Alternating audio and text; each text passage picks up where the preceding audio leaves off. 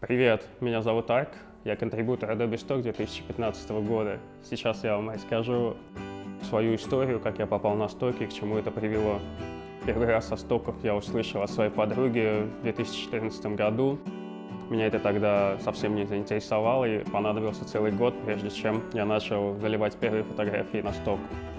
Это были фотографии с мобильного телефона, и на стоке я их начал заливать параллельно с тем, как заливал их в различные соцсети. У меня была моя основная работа, я работал ретушером на фрилансе. Это меня полностью устраивало. Многие друзья просили меня попробовать, говорили, что оно того стоит, и я такой, ладно, попробуй. Я все равно помню момент, когда была первая продажа.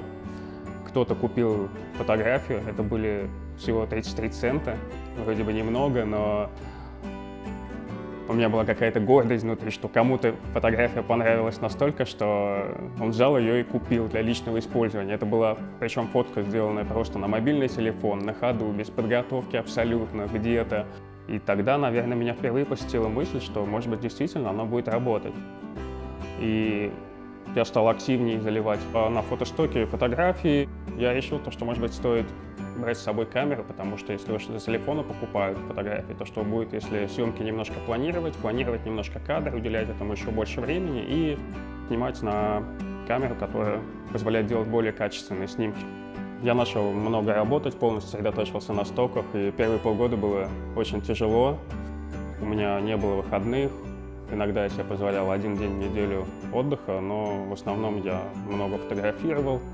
Потом мне нужно было это все обработать, правильно прописать название, залить это на стоки, и я все время переживал, что будет дальше. Были моменты, когда я был совсем прямо в отчаянии, хотелось все бросить, вернуться на старую работу. Я находил какие-то удовольствия в маленьких моментах. Например, благодаря стокам я выучил очень много английских слов, потому что нужно прописывать keywords. Чем больше правильных английских слов ты знаешь, чем более они точно отражать суть фотографии, тем больше шансов, что вашу фотографию найдет клиент. Стоки позволяют мне еще путешествовать по всему миру и тратить деньги на какие-то личные увлечения, хобби, что я с удовольствием и делаю. У меня много разных увлечений, хобби. Я люблю открывать для себя что-то новое. Мне нравится снимать в условиях, которые большинство людей посчитают некомфортными. Это дождь, ночь, туман, зимой в горах, когда очень холодно.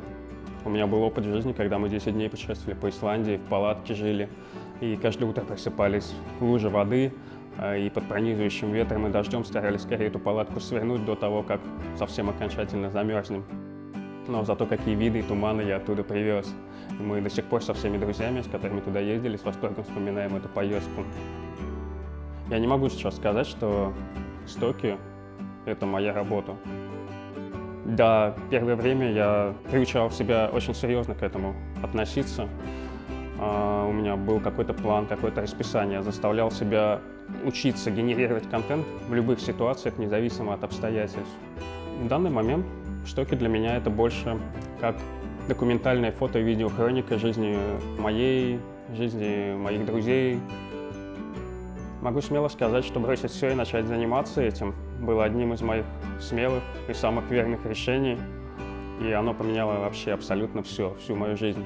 Так что если вы не стоите на месте, готовы развиваться и бороться с трудностями в начале, то у вас все получится, оно того правда стоит. Дерзайте!